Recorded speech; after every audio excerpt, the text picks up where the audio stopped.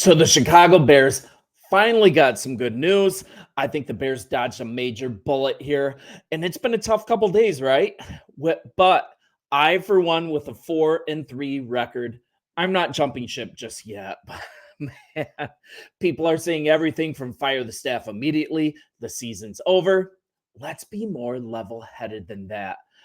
But we could use some good news. And I've got some, and it's about left tackle Braxton Jones. As you know, he left Sunday's game with a knee injury. And Ian Rappaport, I'm going to go to his Twitter page right here. Ian Rappaport, he just shared that it's not considered a serious injury. This is a key player moving forward, guys. This is, in fact, really great news.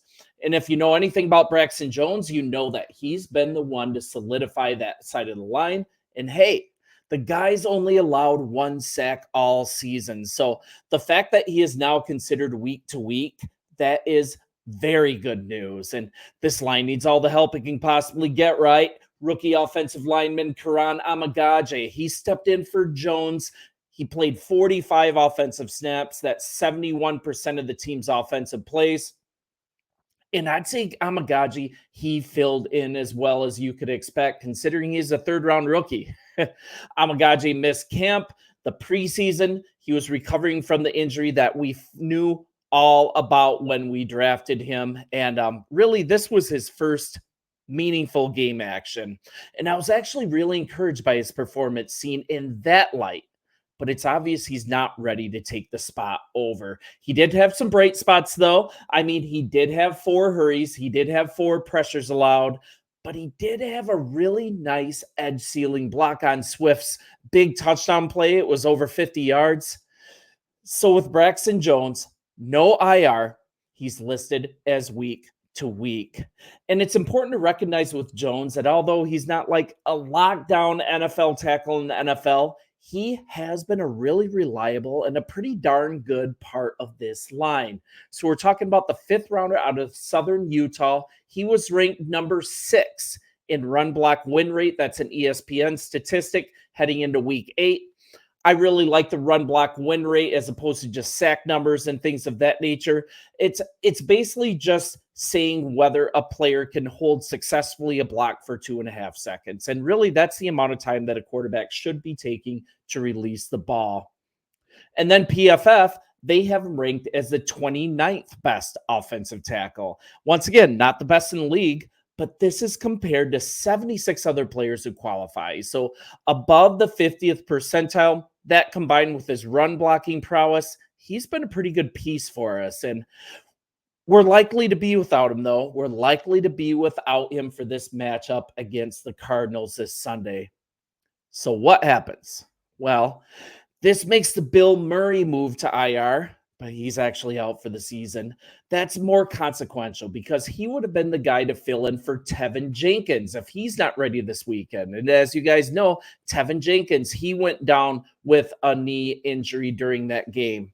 We've got a guy like Austin Pleasance. He was just signed in a corresponding move to Murray moving to IR. I can't imagine he'd be the choice at either position this week. He has some familiarity with the Bears. He was on the practice squad last year, but he's been kind of grabbing a cup of coffee, kind of bouncing around the league since 2020.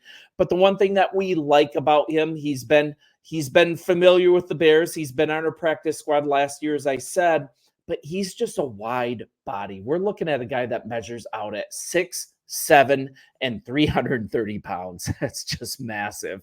So getting back to Amagaje, there were some positives to take away. And there is a thought that with a full week of practice, him getting all the starters reps during practice, he could improve a lot. He could actually know his assignments and he could be prepared for the start this week. There's a world that happens, but another thought, I mean, it has to do with Pleasance, and it doesn't mean Pleasance is starting, but Pleasance, he wasn't added to the active roster. He was just placed on the practice squad. So that likely signals something's going to happen with that open roster spot. And it's more than likely that Larry Borum is going to be brought up. And it's kind of weird with Ryan Bates. I haven't been able to find any information over the last couple days if Ryan Bates is ready to step up as well. So that's another player to keep in mind. I'm only going to talk about definites, and that's Larry Borum. He's eligible to come off the IR immediately and plug in.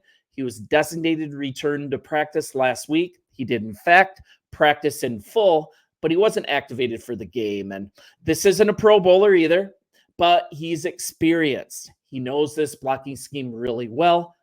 It might just be the right move for the short term. And he has the ability to also fill in at either left tackle or at guard in a pinch. So we're needing, as fans, as the staff, just as observers, we're needing to see every bit of versatility squeezed out of these reserves that GM Ryan Poles has built this roster with.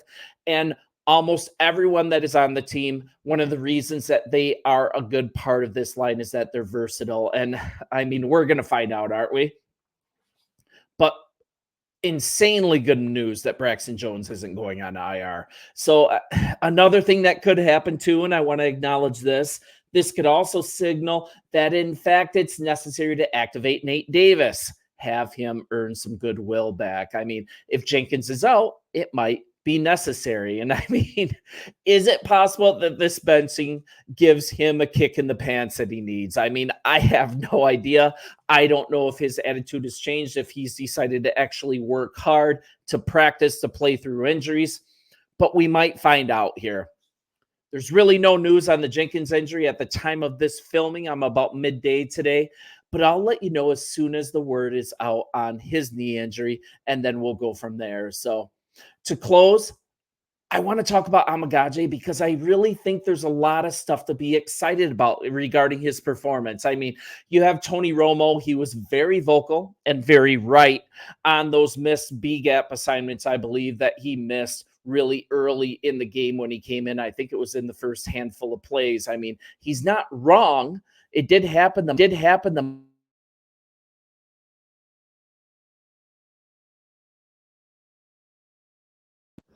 Lost my mic for a second. Sorry about that, you guys. But I think there's some stuff to be excited about for this game. There's some good signs. And the things that Tony Romo pointed out during that game, he was absolutely right to do so. But there's some good signs here. So let's chop this up. This guy is going to develop into a really nice player. So let's remember, this is the first game that he's played in over a year. And all the measurables that Poles looks for, they're there. They show up on the tape. He's got really quick feet. I mean, the blocking scheme let him down quite a few times. I mean, thanks Shane Waldron. I mean, give him some chip help, maybe put in an extra tight end on his side to help out. You've got a rookie who's just kind of in some one-on-one situations out on an island that he really shouldn't be in with good scheming. But anyways, he has really nice feet, had some really nice hand placement. He was able to mirror his opponent really well. And he wasn't timid. He was aggressive. He placed his hands aggressively. And he wasn't really pancaking guys. He wasn't like dominating, but he had a really quick recovery rate after first contact. And he got some really nice pushes up past the pocket.